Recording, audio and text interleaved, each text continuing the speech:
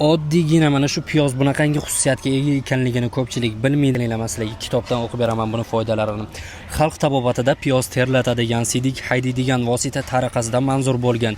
Yangi olingan piyoz suvi gripp, angina, ich buruq, surunkali, kalit, sil, bronxial, astma kasalliklarida qo'llaniladi va u mijoz sustligiga ham naf beradi. Ustiga shakar sepib bug'da pishirilgan piyoz jigar va o't yo'llari kasalliklarida davo bo'ladi. Piyozni pishirib chipqonga qo'yilsa, uning yorilishini tezlashtiradi. O'rta Osiyo xalq tabobatida piyoz urug'lari qaynatmasini buyrak tosh kasalliklarida qo'llaniladi. Sutga aralashtirib 1:1 nisbatda ko'z quvvatini oshirish uchun ichiladi. Piyoz suvini gripp mahallarida burunga tomizish, sepkir, husnbuzarlarni yo'qotish uchun ishlatiladi. Xalq tabobatida piyoz va sarimsoq xavfli o'smalarni oldini oladi, gipertoniya, aterosklerozda yordam beradi deb hisoblanadi.